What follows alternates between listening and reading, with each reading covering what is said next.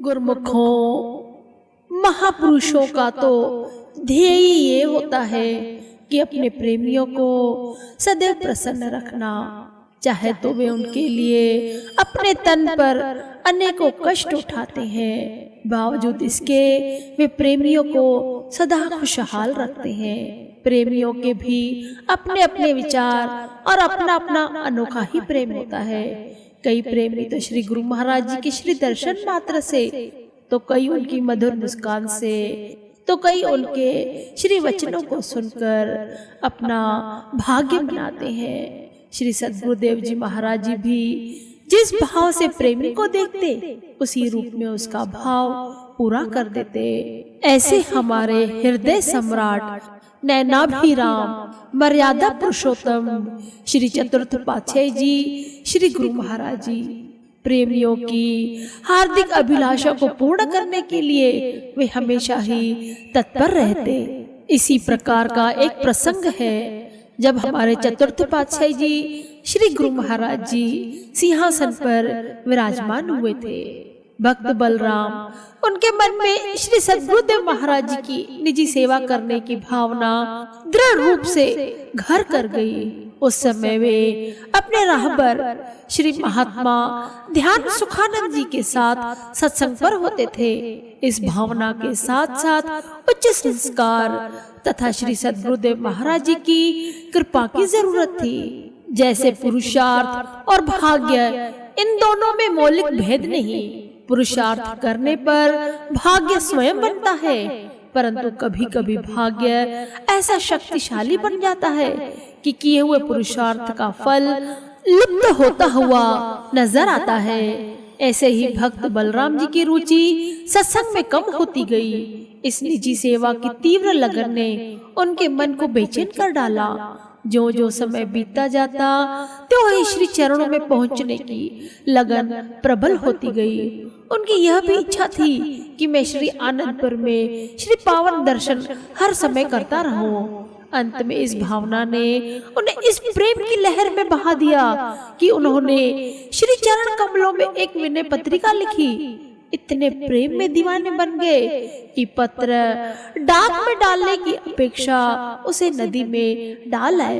हृदय की गति न जाने उस समय किस धारा में झकोले खा रही थी, उसका उन्हें ज्ञान ही नहीं था। वापसी उत्तर प्रतीक्षा में दिन रात बाट जोहने लगी। यह दिल की तार श्री सद्गुरुदेव जी महाराज श्री चतुर्थ पातशाही जी गुरु महाराज जी तक पहुंच गई। इधर करुणा के सागर श्री सद्गुरुदेव जी महाराज जी ने अपने सेवक को आज्ञा दी कि एक पत्र भक्त बलराम जी को लिखो कि वह शीघ्र ही श्री आनंदपुर में पहुंच जाए। जब इन्हें कृपा पत्र प्राप्त हुआ तो इनकी खुशी का ठिकाना न रहा। वहां से चलकर भक्त बलराम श्री आनंदपुर पहुँचे। श्री दर्शन कर आशीर्वाद प्राप्त किया और श्री आज्ञा अनुसार श्री आनंदपुर में ही रहने लगे।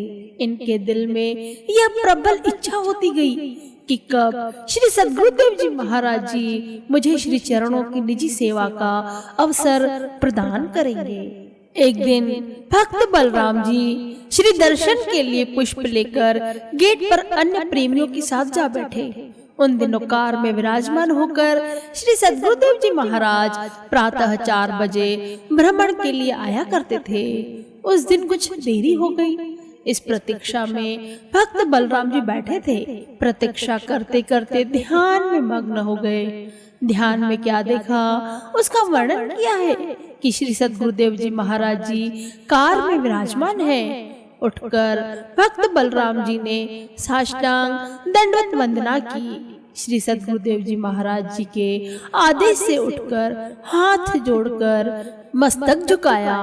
श्री सद्गुरुदेव जी महाराज ने उनकी ओर दृष्टि कर आशीर्वाद दिया और फरमाया, कैसे प्रेमी, क्या हाल है। श्री भक्त बलराम जी ने विनय की कि हे महाप्रभु जी, मेरी यह तीव्र अभिलाषा है कि मैं आपके श्री चरणों में रहकर आपकी निजी सेवा तथा श्री दर्शन का लाभ उठा सकूं। तब श्री सद्गुरुदेव जी महाराज श्री चतुर्थ पातशाही जी श्री गुरु महाराज जी कुछ समय के लिए मौन हो गए और फरमाए कि प्रेमी, इस जन्म में तो यह असंभव है, अगले जन्म में वचन रहा कि तुम्हें यह सौभाग्य अवश्य प्राप्त होगा। तो भक्त बलराम जी वहाँ रोने लगे कि श्री स्वामी जी, आपके लिए तो कुछ भी कठिन नहीं है, आप कृपा करें, आपसे केवल यही मांगता हूँ और मुझे कुछ भी नहीं चाहिए। श्री सद्गुरुदेव महाराज जी ने फरमाया कि इसके लिए तुम्हें कुर्बानी करनी पड़ेगी। तब भक्त बलराम जी ने विनय की, स्वामी, यह दास हर कुर्बानी के लिए तैयार है। श्री वचन हुए कि केवल तुम्हें ही नहीं, हमें भी कुछ परिश्रम करना पड़ेगा। इतनी बात ध्यान अवस्था में हुई कि श्रीकार का हॉर्न बजा और सब प्रेमी चैतन्य हो गए, अपने अपने हाथों में फूल लेकर खड़े हो गए। भक्त बलराम जी भी उठे और श्री दर्शन कर पुष्प अर्पित किए। श्री सद्गुरुदेव जी महाराज जी ने मुस्कुराकर उनको आशीर्वाद दिया। इसके पश्चात सन 1956 में श्री सद्गुरुदेव जी महाराज जी नया गांव, जो कि अभी श्री प्रयाग धाम के नाम से विश्व विख्यात है, वहां श्री सद्गुरुदेव जी पधारे। अन्य सेवकों के साथ भक्त बलराम जी भी गए। वहां बावली की सेवा आरंभ हो चुकी थी। भक्त जी हित चित्त से सेवा करने लगे। जब बावली कुछ गहरी हो गई तो एक दिन इनके दिल में एक आंतरिक प्रेरणा हुई कि अब कुर्बानी का समय है, तैयार हो जाओ। उसके ठीक 2 दिन पश्चात बावली की सेवा करते करते इनके सिर पर एक तेज धार का पत्थर आ पड़ा, जिससे सिर में 3-4 इंच गहरा जख्म हो गया। भक्त जी वहीं पर गिर गए। इससे कुछ समय पहले इन्होंने आपसी चर्चा में कहा कि मेरा विचार है कि मैं सेवा करते हुए शरीर छोड़ूं। भक्तजनों ने देखा कि इनकी दशा अति शोचनीय थी। देखने से ऐसा लगता था कि सिर के 2 भाग हो गए हों। इनके बचने की कोई आशा न थी। सबने कहा, देखो, अपने विचार अनुसार ही इनका अंतिम समय आया। परंतु किसी क्या मालूम, अभी उनकी तीव्र भावना कुछ और ही थी। पूना के बड़े अस्पताल में उनको ले जाया और डॉक्टर्स को दिखाए। डॉक्टर ने पूरी जांच पड़ताल कर कहा कि बचना कठिन है। सिर की हड्डियां चूर चूर हो चुकी है। सेवकों ने श्री चरणों में, श्री चतुर्थ पातशाही जी श्री गुरु महाराज जी के चरणों में सब वृत्तांत सूचित किया। श्री सद्गुरुदेव जी महाराज जी ने फरमाया कि उसे अस्पताल में भर्ती कर डॉक्टर से कहो कि अच्छी तरह चिकित्सा करें, सब कुछ ठीक हो जाएगा। श्री सद्गुरुदेव जी महाराज जी के श्री प्रवचन सुनकर प्रेमी जन पुनः पूना गए और चिकित्सा आरंभ हो गई। श्री सद्गुरुदेव जी महाराज जी भी देखो अपने प्रेमियों के लिए क्या कुर्बानी दे रहे हैं कि 3 दिन तक न रुचि से भोग लगाया और न ही किसी के साथ कोई भी किसी भी प्रकार की बातचीत की।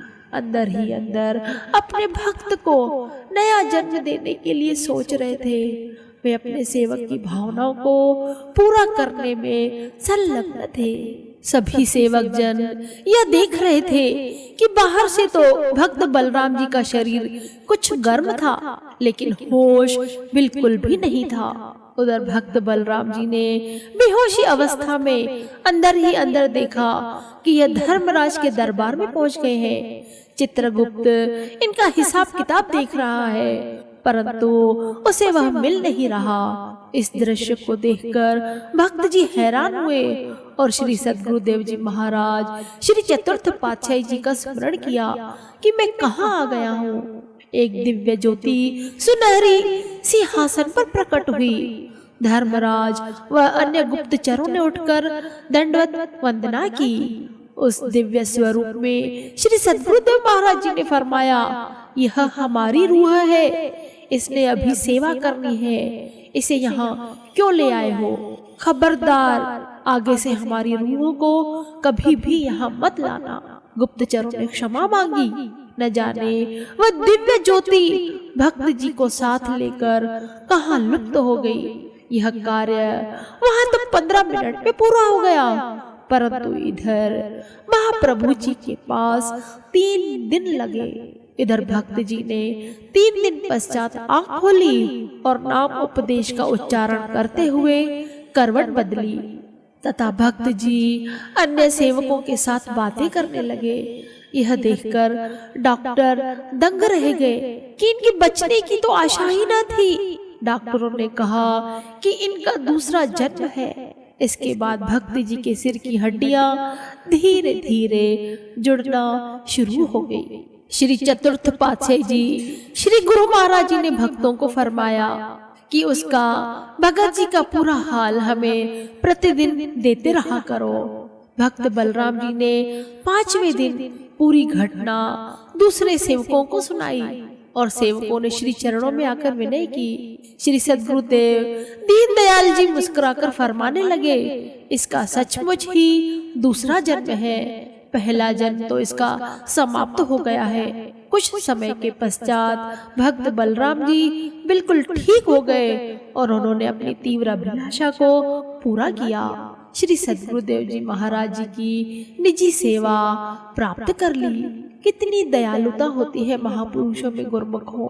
संसारी जीवों वह अपने प्रेमियों के लिए कितने कष्ट सहन कर उनकी भावनाओं को पूरा कर उनका कल्याण करते हैं। जिसने भी सच्चे हृदय से उस दर पर पुकार की, प्रभु को अपने प्रेम पाश में बांध लिया, उसने महाप्रभु जी की प्रसन्नता को प्राप्त किया, उनकी रहमतों कृपा को प्राप्त किया।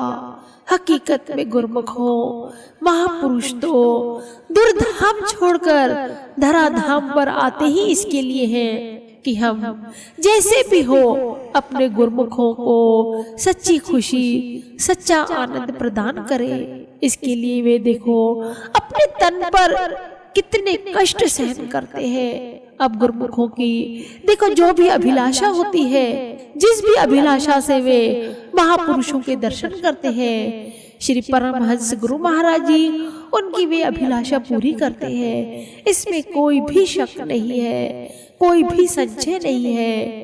केवल शर्त यह है कि वह पुकार सच्ची श्रद्धा, ईमानदारी और लगन से होनी चाहिए, महापुरुषों की आज्ञा अनुसार होनी चाहिए।